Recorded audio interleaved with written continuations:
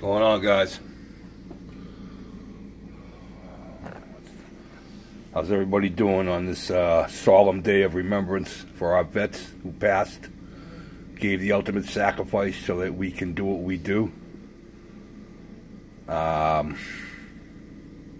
guess I'll say it and get it out of the way. I think saying Happy Memorial Day is inappropriate.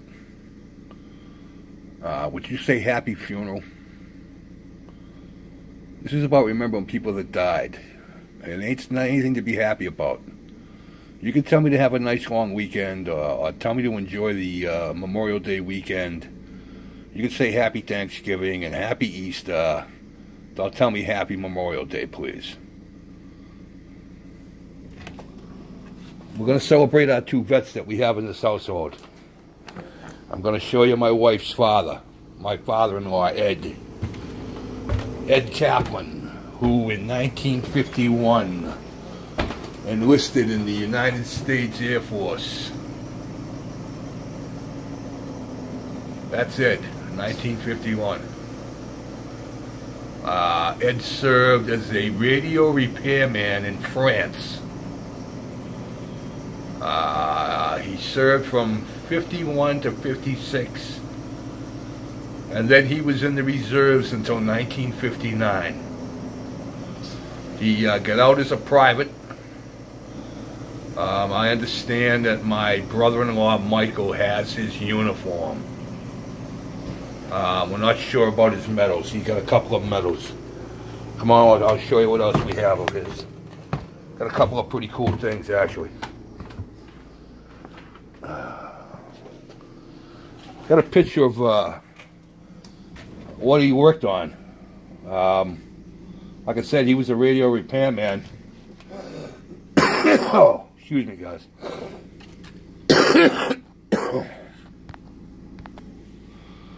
Alright, I'm back. Jesus. First thing in the morning. It's early up here. I'm trying to wake up. So anyway, this is not Ed that we know of. We're not sure. But this is what he worked on. And the more that I look at this picture, the more I think that that's him. I could be wrong. But anyway, yeah, this is some of the stuff that he worked on. So, look at that conglomeration of things. Huh. But Ed spent all his life in the post office. Ed was a postal worker. I don't know if he delivered or if he worked in the facility. But I think he spent something like 44 years there. Something like that. Something like that. We got a couple of cool things here. We got an Armed Forces Liberty Pass that gave him permission to go, I believe, for a week to Bordeaux, France, and let me just see it. Not only that, but he could go 400 in he had a 450-mile radius. God damn this thing. There we go, that's better. He had a 450-mile radius to go check it out, which I thought was pretty cool. It's the other side, now that we got the friggin' autofocus off. Yeah, Ed got out of service in November, actually. My birthday, November 22nd, was his official day of departure, 1956, I believe. This is his identity card that he had to carry with him.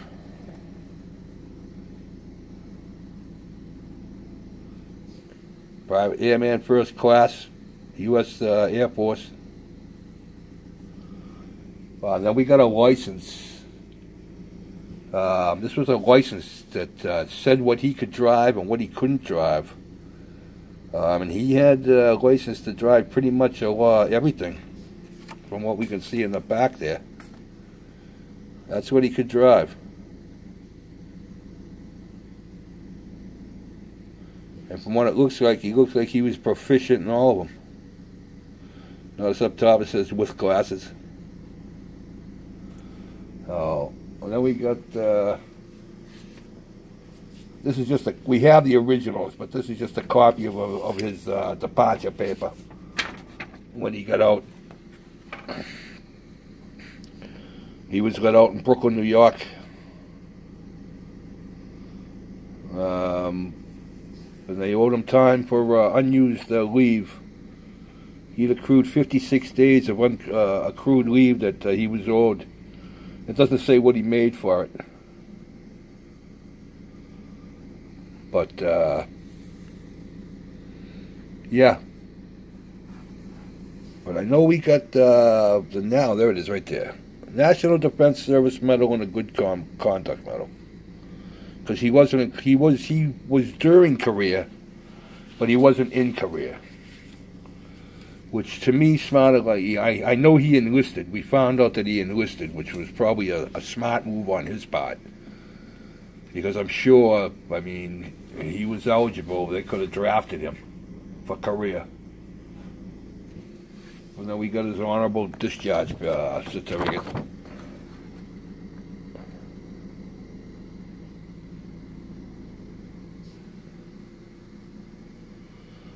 Yep. 1959 was the day he was finally done with his reserve service. So, and then like I said, he spent the rest of his life working for the U.S. Postal Service. So, that's our one vet. I'm going to post this up, and then I'm going to do my dad. My dad's a little bit more involved. He's got a couple of medals that I have, and I'll show you, and I'll tell you the story about him in England. So, my dad's got a pretty cool story, actually.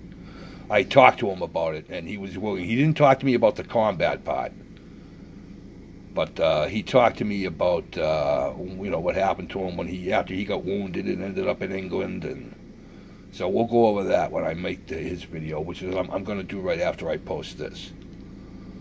So, with that being said, thank a vet today. Thank a vet every day. Shouldn't be just today. Today we remember those that died. Every other day we should be remembering those that are still alive. Because as far as I'm concerned, we treat our vets in this country like crap. Alright, there's no reason there should be a homeless vet in this country. No reason whatsoever there should be a homeless vet in this country. They shouldn't have to wait in line to get medical service. They shouldn't have to wait in line for anything as far as I'm concerned. They shouldn't have to wait in line for nothing. Everybody on my mother's side of the family were Marines. My uncles, Wardell or Paul, served 2 tours in Vietnam. In the 67 and 68, I believe. I never got to talk to him about it.